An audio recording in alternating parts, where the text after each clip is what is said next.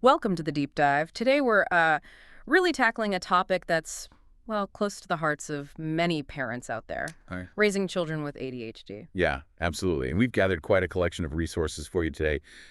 Everything from a really personal story shared by a mom with 3 kids with ADHD Right. to, expert advice on behavior therapy, positive parenting techniques, Yeah. the importance of structure, how to talk to your child about it. And even fostering positive emotions, which is fascinating. Exactly. So our goal here, our sort of mission for this deep dive, is really to pull out the most practical, actionable knowledge from all this. We want you to come away feeling, hopefully, a bit more equipped, maybe less alone on this journey.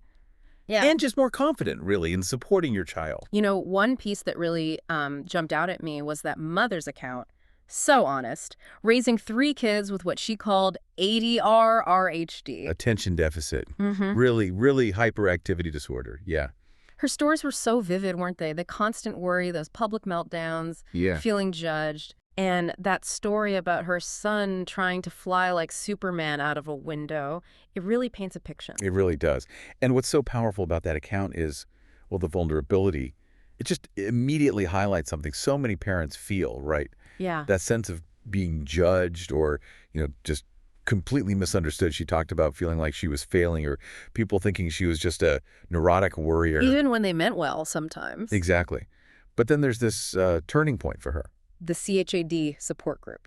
Children and adults with attention deficit hyperactivity disorder. Right. And she describes this moment, hearing another mom share a story so similar to hers, and just this wave of relief, tears even, Mm-hmm. realizing. Acting alone. Precisely. And that just underscores why these support networks are so incredibly vital. Mm-hmm. The article really emphasizes that these groups, whether they're national ones like CHAD or the Attention Deficit Disorder Association, LDA, or local ones through schools. Definitely centers, maybe. Yeah. Or even individual psychologists sometimes run them. They offer much more than just, emotional comfort. It's the practical stuff, too. Absolutely. Real strategies, things learned from experience, and just that feeling of community, navigating the ups and downs together. It's huge because, like the article says, if you're parenting a child with special needs, it can feel incredibly isolating. You feel misunderstood by, well, ordinary parents, as the article put it. Right. And for parents juggling so much, it's good to know their online options, too. Sometimes getting to an in-person meeting is just impossible. Totally. It's about finding that space, online or off, where people just get it. Yes. That shared understanding is immense. The mother we read about mentioned, well-meaning friends giving advice that just didn't fit. Oh, I can imagine. Connecting with parents facing the same unique challenges must be invaluable. It really is. And there's a hopeful note in her story, too, isn't there? Yeah, her son, Jared, sounded like he had boundless energy. Right. But he found outlets. High school football. And then became a Division I college athlete in throwing sports. It's a great example, really. Shows how that intense energy with understanding and the right support can be channeled so positively. Finding and harnessing those strengths. Okay, so let's shift gears a bit. Let's talk about behavior therapy. Right, a critical piece. Yeah. One of our sources is very clear. Behavior therapy, often alongside medication, is the recommended approach for ADHD. Okay, so tell us more. How is it different from other kinds of therapy?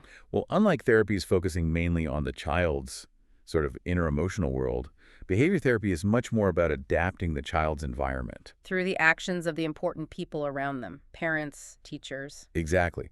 The goal is to improve attention and manage activity levels by changing how those key people interact with the child. Makes sense. And how does it work? Are there core ideas? Yeah, there are basically 3 core principles. First, setting specific, doable goals. So not just pay attention more, but maybe. Focus on homework for 15 minutes, something concrete. Precisely. Or sharing a toy.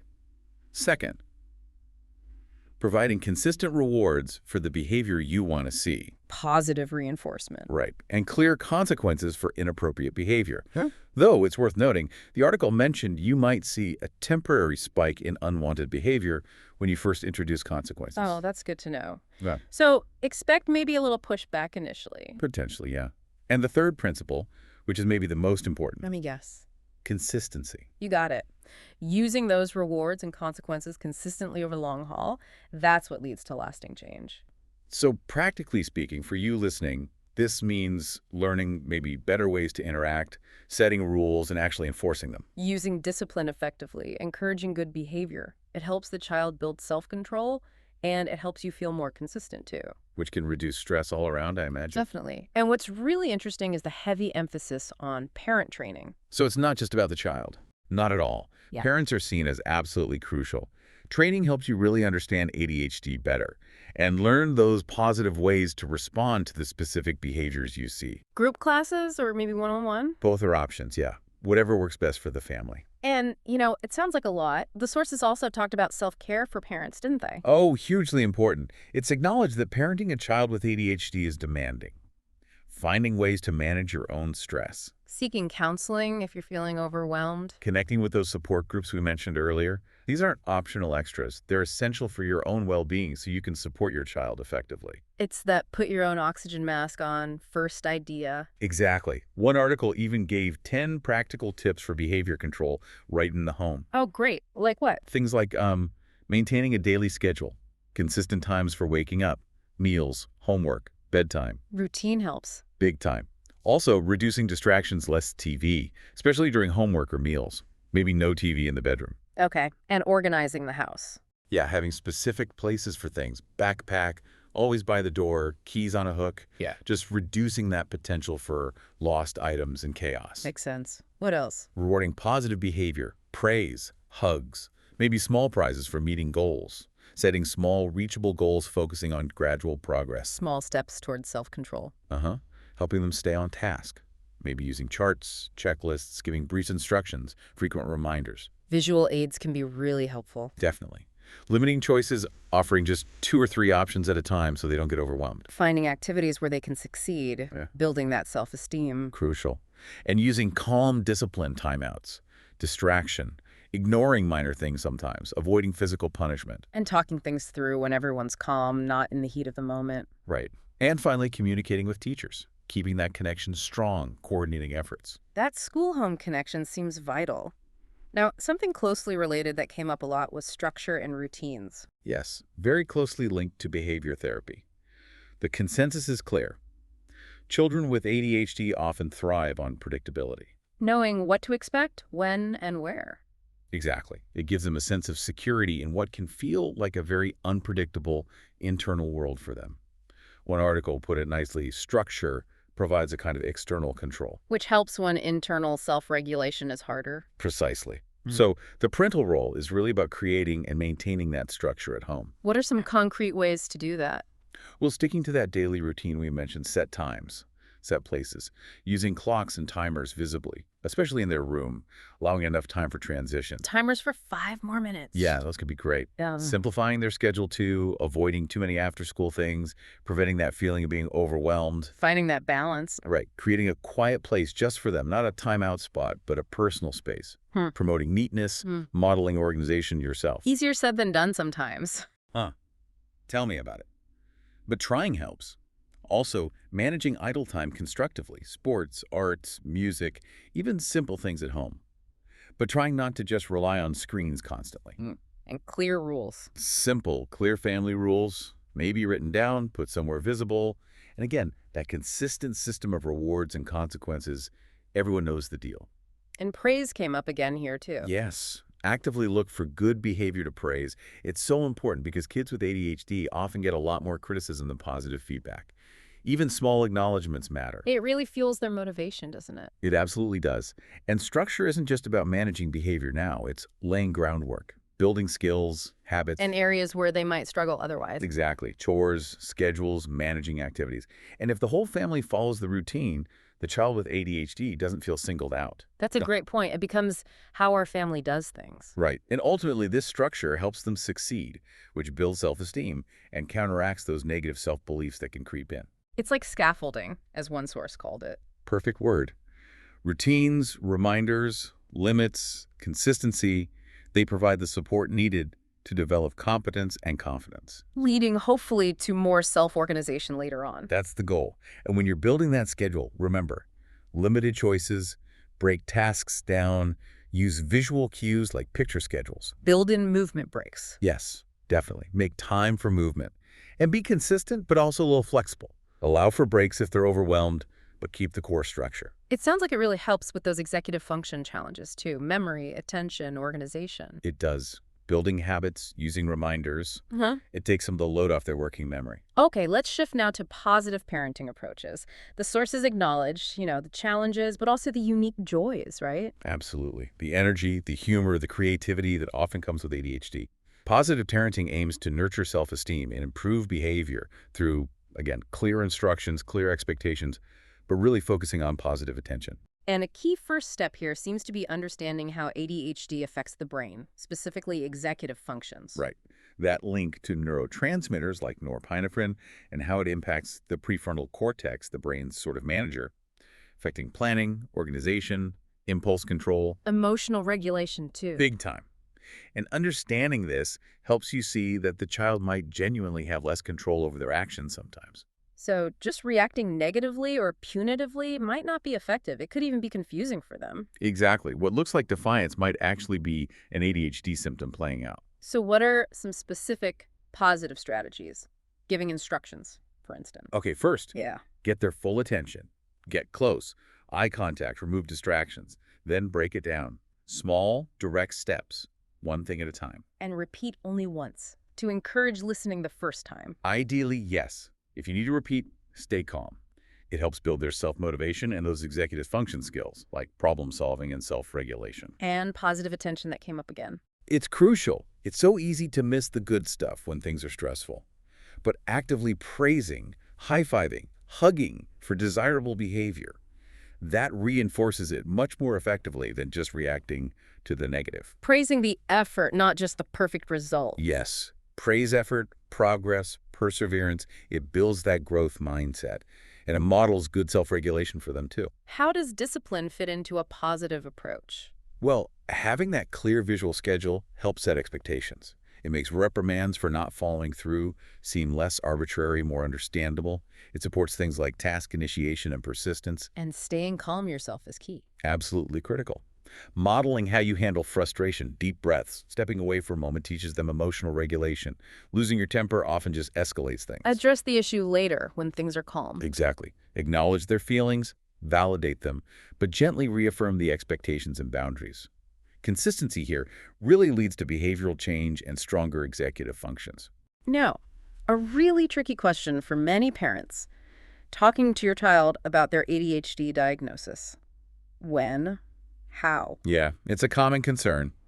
The expert advice seems to be, you know your child best, but often by around age 10, they sense they struggle differently. They might have questions they can't quite articulate. So finding the right time and place is important, uninterrupted, no rush. Definitely. And the approach. Be honest but reassuring.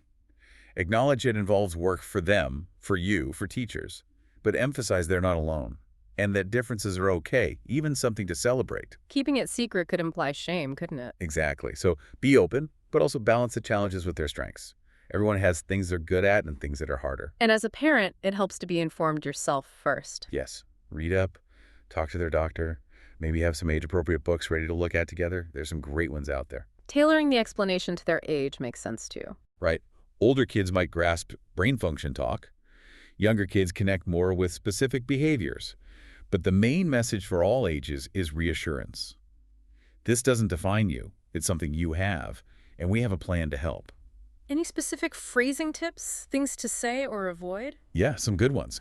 Avoid your ADHD. Try ADHD is just something you have. Like eye color, part of you, but not all of you. Exactly. Avoid you have a disorder. Maybe your brain works differently. Like needing glasses. That's a good analogy. Yeah.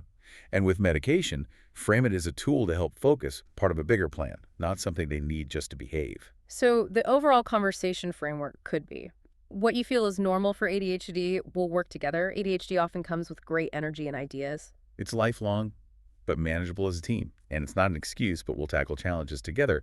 It's about empowering them, really. Teaching them about it, encouraging questions, involving them with teachers as they grow, fostering self-advocacy. Precisely.